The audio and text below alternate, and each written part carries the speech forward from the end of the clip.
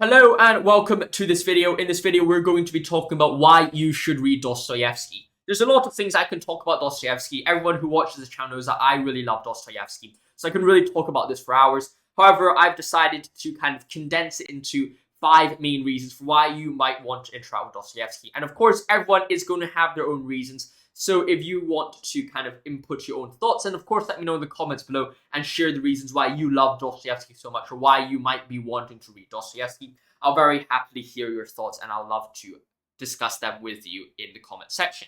So without further ado, let's get right into this video and start off with the fact that Dostoevsky is one of the few universal geniuses of humanity.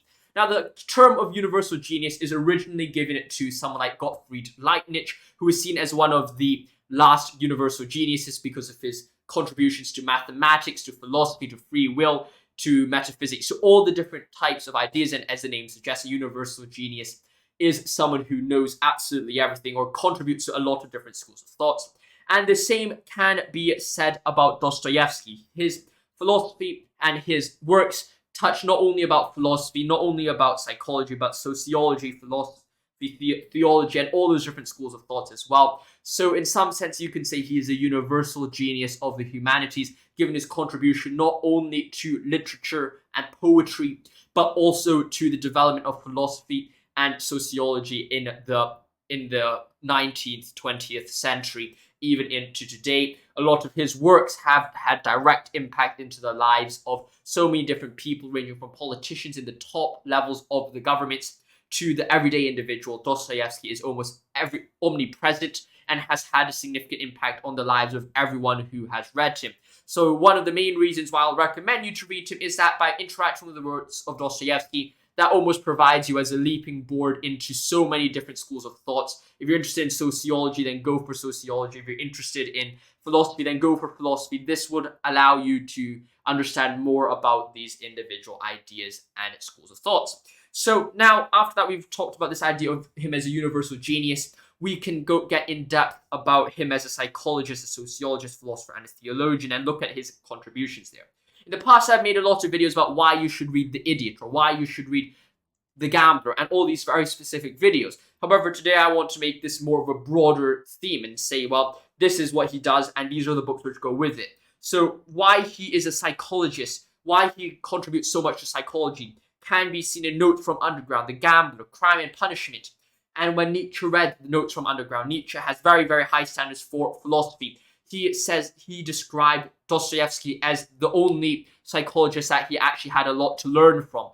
Nietzsche looked up to Dostoevsky's works, and of course it's very difficult to know exactly which translation of Dostoevsky he was referring to, and of course the French translations of Dostoevsky, especially the early French translations of Dostoevsky, have always been seen as a bit dodgy, so it's very difficult to know exactly which one he's referring to.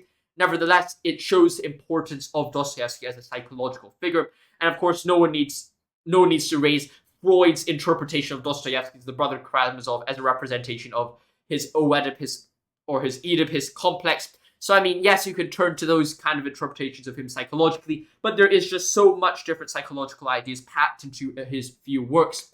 Of course, you can find psychological ideas packed throughout all of his works. However, they are best seen, at least in my opinion, in Notes from Underground, where it discusses the psychology of an atheist or the psychology of a sinner to some degree, a base man in some degree, an existentialist.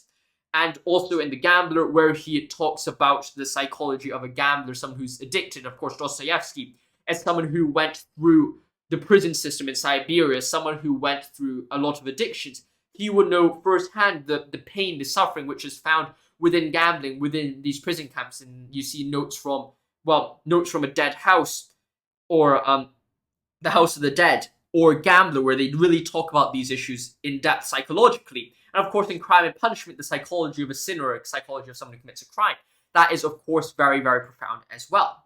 And also, he is a great sociologist. He talks about key sociological issues. His entire work, Demons, is a precursor to the Russian Revolution.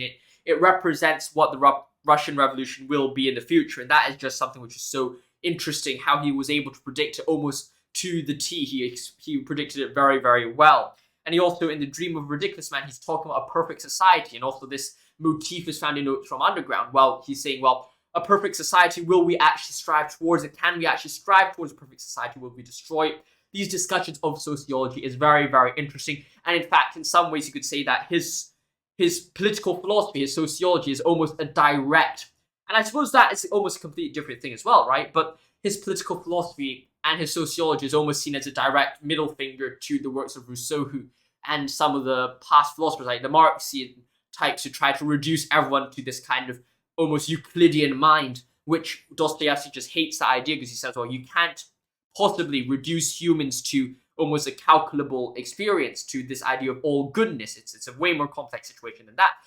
So it does provide a very profound understanding of what it means to be human, and also what it means to be, or kind of an image of sociology.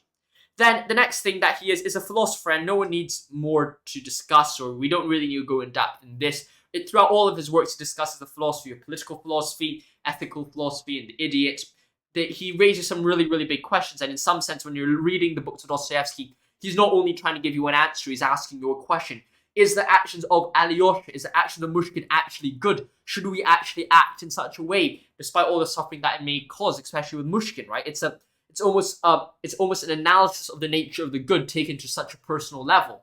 And these individual things are so profound and so insightful, where you can never underestimate the philosophical contribution that Dostoevsky has had.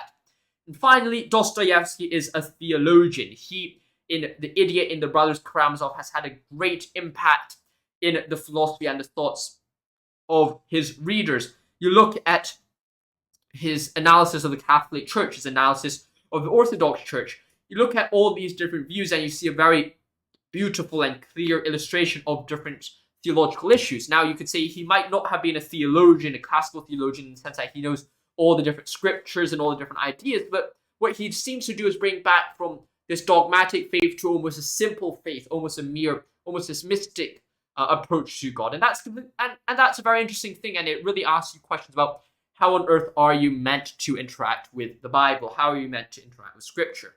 So I hope you've enjoyed this video. These are a few reasons why I highly recommend you to read Dostoevsky. It's a really life-changing thing to do. And I highly recommend you to get one of his books. And if you don't know where to start, then of course go check out what order should I read Dostoevsky in, which I'll put in the end screen here. Have a great one, my friends. If you enjoyed this video, make sure to like and subscribe. It really means a lot to me, and it really helps the channel grow. Stay safe, my friends. See you soon. Thank you for watching, and goodbye. I'll see you next one.